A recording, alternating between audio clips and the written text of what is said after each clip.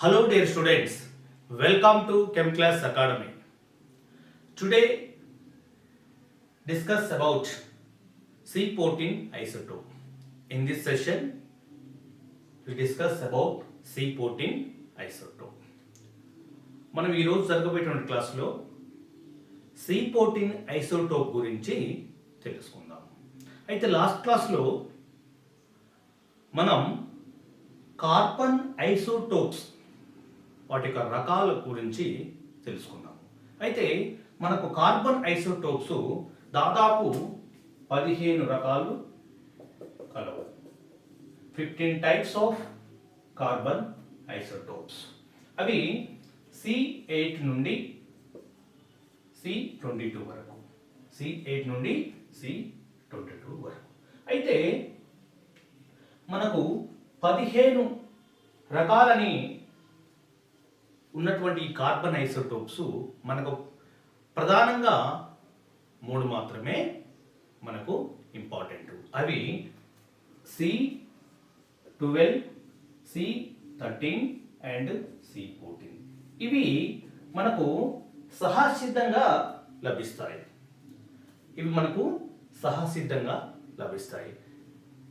The main isotopes, carbon isotopes are C12, C13 and C14. It is available in nature. మనకు సహసిద్ధంగా ఇవి లభిస్తాయి. Remaining 12 carbon isotopes అవి artificial isotopes అన్నట్టు. అవి remaining ఏమేమి ఉన్నవి?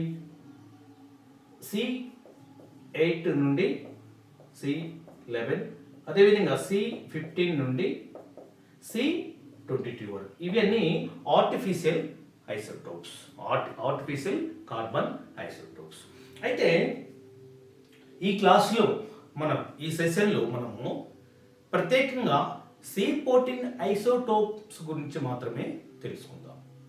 ఎందుకు అంటే మనకు ఈ క్లాస్లో C14 ఐసోటోప్స్ గురించి తెలుసుకోవాల్సినటువంటి అవసరము ఏముంది అనేది చూస్తే, ఇది C14 ఐసోటోప్ అనేది ఇట్ ఈస్ డిఫరెంట్.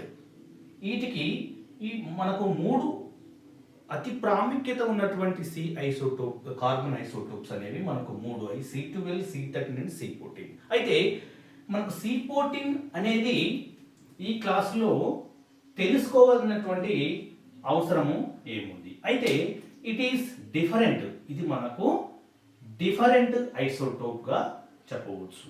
అదేంటంటే ఇది రేడియో యాక్టివ్ ఐసోటోప్. ఇదేంటిది? C14 అనేది రేడియో యాక్టివ్ ఐసోటోప్. అందుకోసం ఇది మనము ప్రత్యేకంగా ఈ క్లాసులో C14 ఐసోటోప్ గురించి తెలుసుకోవాలి. అయితే ఇవేంటి? Non radio isotopes. ఇవి నాన్ రేడియో ఐసోటోప్స్. ఈ C14 అనేది రేడియో యాక్టివ్ ఐసోటోప్ కాబట్టి ఈ క్లాసులో మనము C14 ఐసోటోప్ గురించి తెలుసుకుందాం. అయితే ఏంటి రేడియో యాక్టివ్ ఐసోటోప్ అంటే ఏంటి? అయితే దీనికంటే ముందు మనకు ఐసోటోప్ అంటే ఏంటి? లాస్ట్ క్లాసులో ఆల్రెడీ ఈ ఐసోటోప్స్ అంటే ఏ విధంగా మనం డిఫైన్ చేస్తాం, ఐసోటోప్స్ అంటే నిర్వచనం అంటే ఏందో తెలుసుకున్నాం. అయితే ఐసోటోప్ అంటే ఏంటి? మనకు ఒకే రకమైనటువంటి మూలకం కలిగి ఉండి వాటి కేంద్రకంలో సమాన సంఖ్యలో ఎలక్ట్రాన్స్, ప్రోటాన్స్ కలిగి ఉండి వీటి మధ్య న్యూట్రాన్స్ తేడా ఉన్న వాటిని మనము ఐసోటోప్స్ అని అంటాము. The same element in this nucleus, same number of electron, protons and different number of neutrons is called isotope. దాన్ని మనము ఈ విధంగా నిర్వచనం ఇస్తాము. అయితే రేడియో యాక్టివ్ ఐసోటోప్ అంటే ఏంటి? ప్రధానంగా మన ఈ క్లాస్లో ఈ C14 ఐసోటోప్ గురించి తెలుసుకుంటున్నాం కాబట్టి ఈ C14 ఐసోటోప్ అనేది radio active isotope. It is different with C12, C13. C14 is a radio active isotope. కాబట్టి ఈ రేడియో యాక్టివ్ ఐసోటోప్ అంటే ఏంటి? రేడియో యాక్టివ్ ఐసోటోప్ అంటే unstable, it is unstable become to stable by releasing different particles. అంటే ఈ radio active isotope అనేది అస్థిరంగా ఉంటుంది. ఇది ఎప్పుడు స్థిరంగా మారడం కోసం ప్రయత్నిస్తుంది. అయితే అస్థిరంగా ఉన్నటువంటి ఎలిమెంట్, అస్థిరంగా ఉన్నటువంటి యొక్క కార్బన్ ఐసోటోప్ స్థిరంగా మారడాన్ని మనం ఏమంటాము? రేడియో యాక్టివ్ డికే అంటాం. ఏంటిది? C-14 అనేది మనకు స్టేబుల్ ఎలిమెంట్గా మారుతుంది. ఈ ప్రాసెస్ని మనము రేడియో యాక్టివ్ డికే అంటాము. రేడియో యాక్టివ్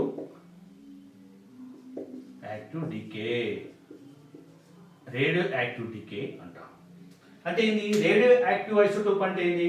అన్స్టేబుల్ గా ఉన్నటువంటి ఈ కార్బన్ ఎలిమెంట్ స్టేబుల్ గా కన్వర్ట్ అవుతుంది. దీన్ని మనము రేడియో యాక్టివ్ డికే అంటాం. ఈ ప్రాసెస్ మనము రేడియో యాక్టివ్ డికే అంటాము. అయితే మనకు ఈ బై రిలీజింగ్ డిఫరెంట్ పార్టికల్స్ అంటే ఇది అన్స్టేబుల్గా ఉన్నటువంటి ఐసోటోప్ స్టేబుల్గా మారడాన్ని మనం రేడియో యాక్టివ్ డికే అంటాము. అదేవిధంగా ఇది కొన్ని రకాలైనటువంటి పార్టికల్స్ను రిలీజ్ చేస్తుంది. అది బీటా పార్టికల్స్ని రిలీజ్ చేస్తుంది. అయితే ఈ రేడియో యాక్టివ్ డికేలో ఇన్వాల్వ్ అయినటువంటి ఎలిమెంట్స్ మనము రేడియో యాక్టివ్ ఐసోటోప్స్ లేదా రేడియో న్యూక్లైడ్స్ అంటారు. రేడియో యాక్టివ్ ఐసోటోప్ లేదా రేడియో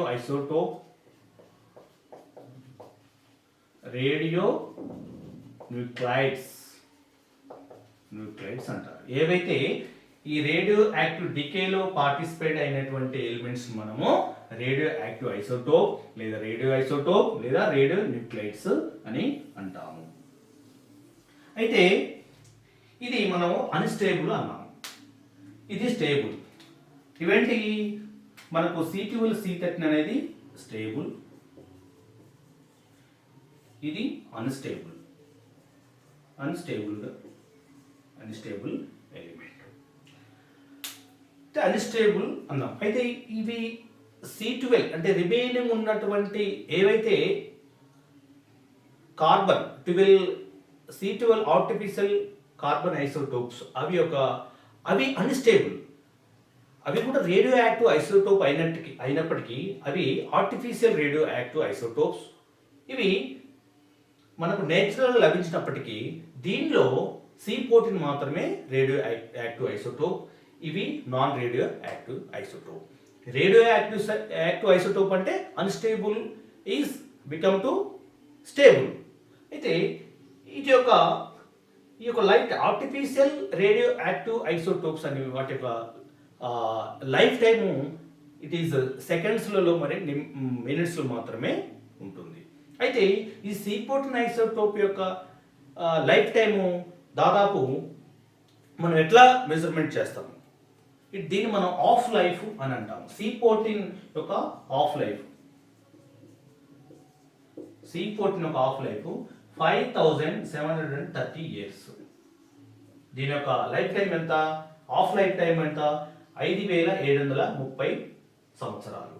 దీన్ని పూర్తిగా మనం అర్థం చేసుకోవాలంటే ముందుగా మనకు C-14 ఐసోటోప్ అనేది ఏ విధంగా ఏర్పడుతుంది, ఏ విధంగా ఫామ్ అవుతుంది అనేది తెలుసుకున్నట్లయితే మనకు ఈ యొక్క ఆఫ్ లైఫ్ అంటే ఏమిటి, ఈ కార్బన్ ఐసోటోప్ని మనం ఆఫ్ లైఫ్గా ఎందుకు పిలుస్తాము అనేది ఈజీగా అర్థమవుతుంది.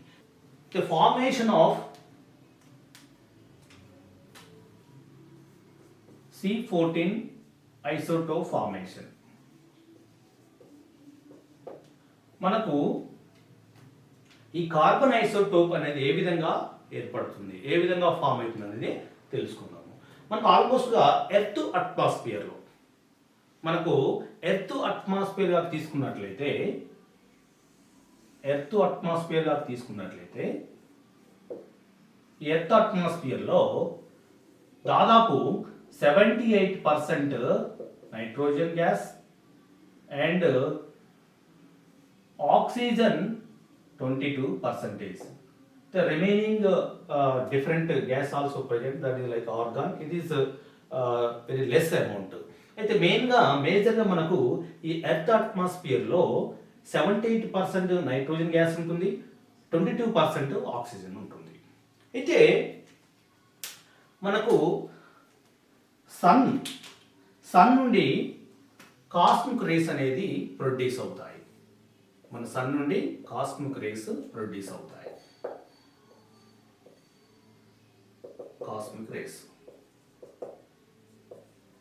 కాస్మిక్ రేస్లో డిఫరెంట్ పార్టికల్స్ ఉంటాయి. మెయిన్గా మనం న్యూట్రాన్ తీసుకున్నట్లయితే న్యూట్రాన్ అనేది ఈ యొక్క కాస్మిక్ రేస్లో ఉంటుంది. కాబట్టి ఎప్పుడైతే ఎర్త్ అట్మాస్ఫియర్లకు ఈ రేస్ వచ్చినప్పుడు ఈ న్యూట్రాన్ అనేది ఈ కాస్మిక్ రేస్లో ఉన్నటువంటి న్యూట్రాన్ నైట్రోజన్ తోటి ఇంటరాక్షన్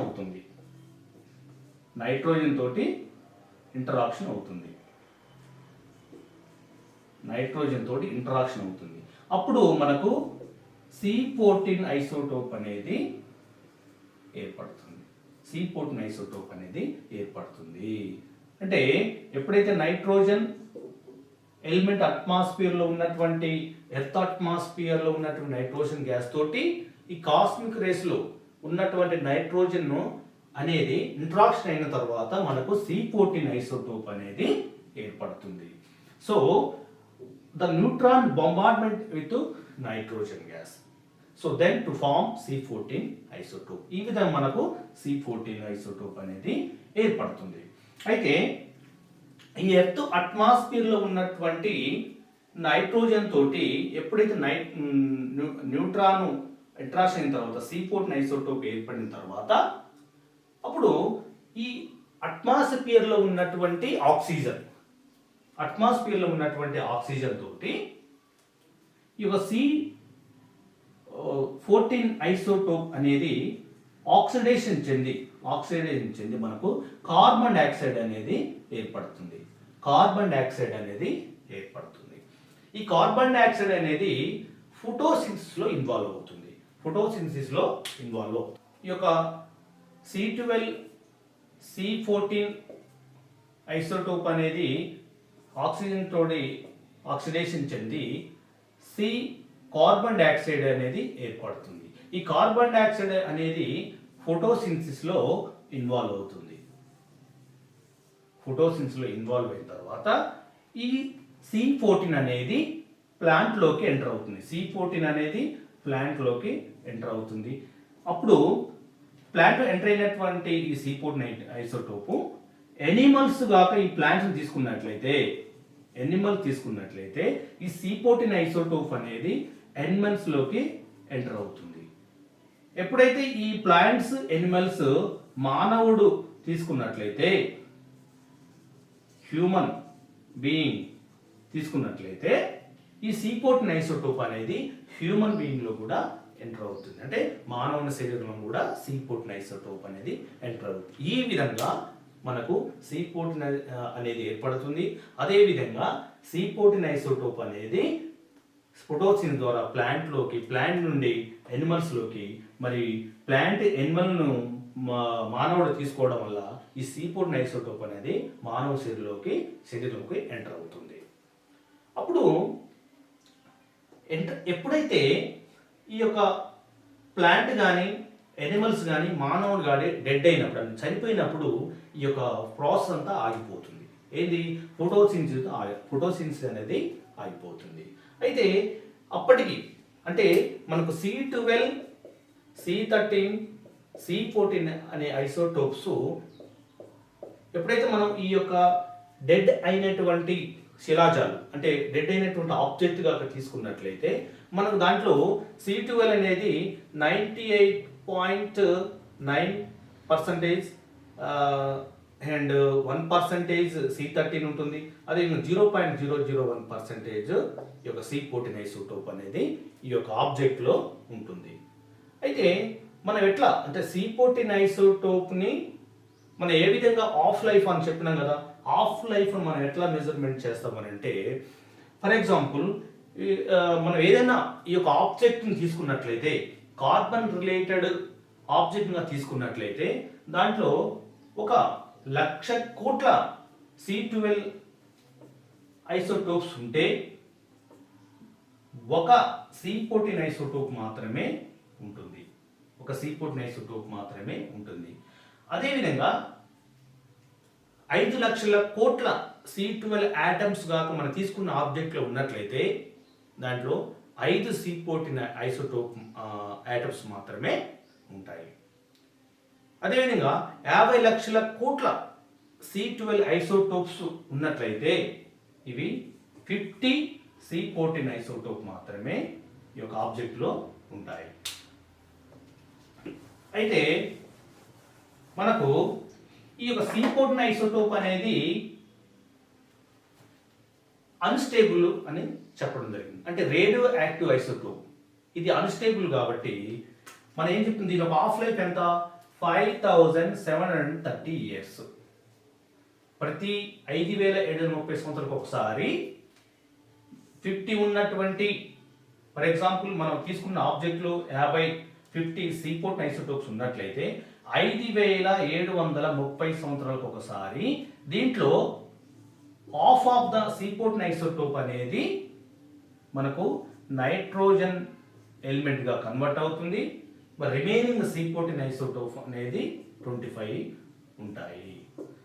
మళ్ళా నెక్స్ట్ 5,730 సంవత్సరాలకు ఒకసారి మళ్ళీ దీంట్లో ఉన్నటువంటి కార్బన్ ఐసోటోప్స్ అనేది 12 ఉంటాయి. రిమైనింగ్ 12 ఐసోటోప్స్ అనేది కార్బన్ నైట్రోజన్ ఎలిమెంట్ గా కన్వర్ట్ అవుతుంది. దీన్ని మనము హాఫ్ లైఫ్ అని అంటాము. ఈ విధంగా ఈ కార్బన్ C14 ఐసోటోప్ను ఉపయోగించి మన యొక్క శిలాజాల యొక్క వయసును నిర్ధారించడం జరుగుతుంది. దీన్ని మనం కార్బన్ డేటింగ్ అని అంటాము. దీన్ని మనము కార్బన్ డేటింగ్ అని అంటాము. ఈ ఆర్కియాలజిస్టు ఈ యొక్క C14 ఉపయోగించి పురాతనమైనటువంటి శిలాజాల యొక్క వయసును నిర్ధారించడంలో ఈ యొక్క C14 ఐసోటోప్ అనేది ప్రధానంగా ఉపయోగపడుతుంది. సో ఈ విధంగా మనకు C14 ఐసోటోప్ అనేది ఉపయోగించుకోవడం జరుగుతుంది. ఈ క్లాసులో మనము C14 ఐసోటోప్ ఏ విధంగా ఫామ్ అవుతుంది, అది ఎందుకు రేడియో యాక్టివ్ ఐసోటోప్, అది ఏ విధంగా ఉపయోగిస్తారనేది తెలుసుకోవడం జరిగింది. So please subscribe my channel Chem Class Academy. If you any doubt, please comment and then share it. Thank you very much.